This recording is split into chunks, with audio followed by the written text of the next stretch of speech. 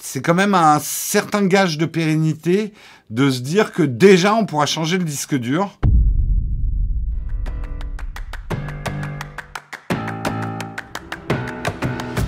On va parler, et c'est un article de Consomac, on va parler du Mac Studio.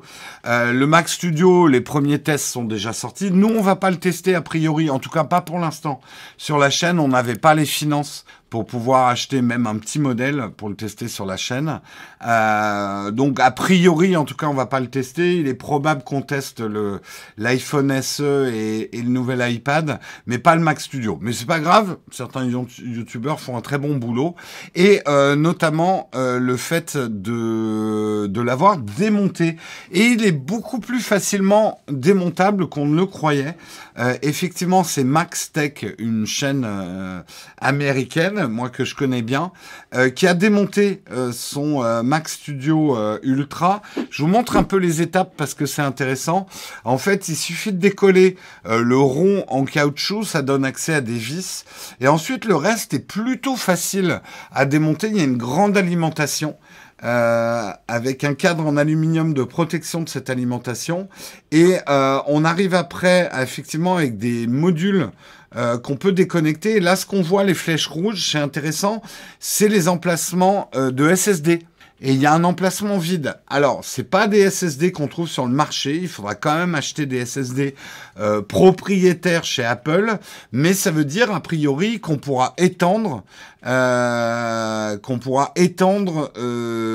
les capacités SSD assez facilement sur un Mac Studio. Pas la mémoire vive, hein, parce que la mémoire vive, ça, elle est dans la puce, elle est dans le processeur, donc ça sera pas facile. On voit la taille du système de refroidissement qui est assez gigantesque, hein, qui prend facilement la moitié du boîtier. Et regardez, c'est surtout ça qui est impressionnant, la taille du processeur. Voilà, la taille du processeur Ultra, du M1 Ultra, regardez par rapport à un Ryzen à côté, il est énorme. Il est assez énorme, quoi. Je sais pas ce que vous en pensez, mais c'est du beau processeur, ça. C'est du beau processeur. Ouais, la vache. Ouais. C'est pas du petit processeur. Hein. Il est énorme et il chauffe pas, ouais. Il est pas carré, il est plutôt rectangulaire. C'est peut-être ton écran qui déforme un peu, mais il est plutôt rectangulaire, mais il est gigantesque, quoi. Il est gigantesque et gigantesque. Donc, je vous invite à aller voir, justement, là, on voit je vous passe un petit extrait, Max qui est en train de tout démonter. Maxio Rêve, il a fait pas mal de vidéos aussi sur la photo, il fait un peu moins la photo maintenant. J'essaie de vous montrer sa tête à un moment. Vous allez peut-être le reconnaître. Voilà, c'est lui, MaxTech.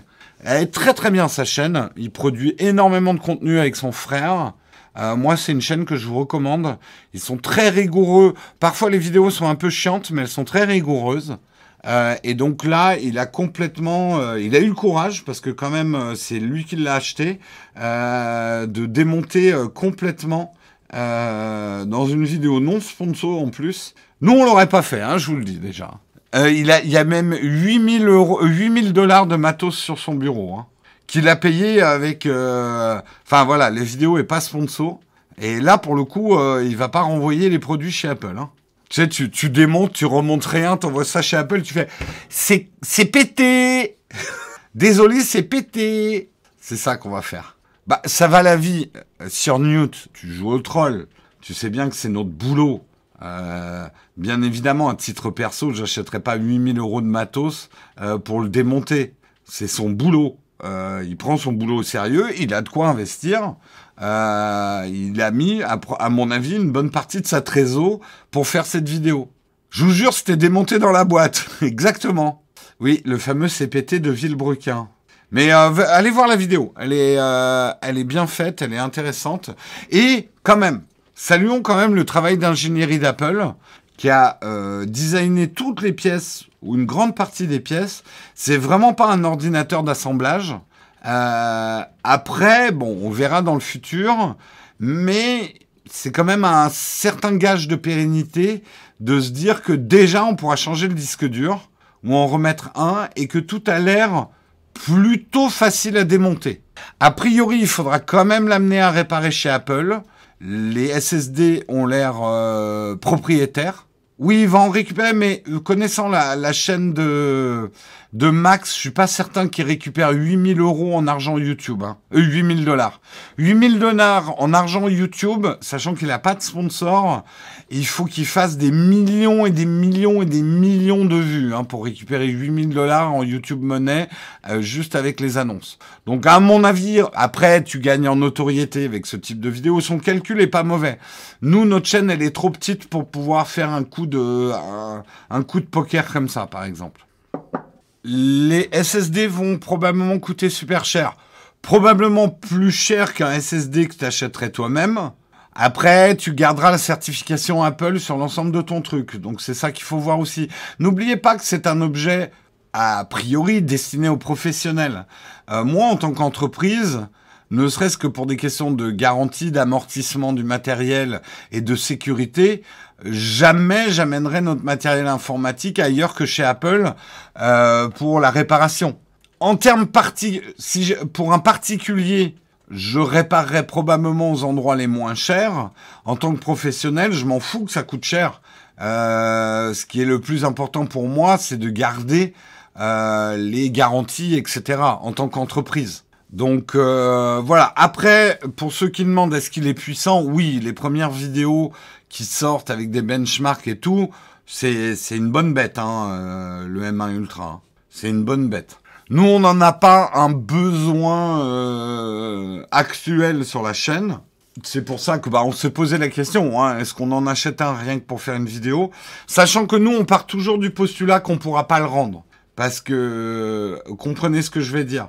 Nous, quand on achète un produit, il y a toujours un risque que pendant le test, on l'endommage et que derrière, on puisse pas le rendre, effectivement. Donc, en termes financiers, on se dit... Après, si on arrive à pas l'endommager, on le renvoie, on récupère l'argent, oui. Mais en ce moment, avec la trésor qu'on a, c'est pas un risque qu'on était prêt à prendre. Je suis en train de vous donner les explications pourquoi il n'y aura pas de test du Mac Studio sur la chaîne. C'est pas si simple que vous ne le croyez.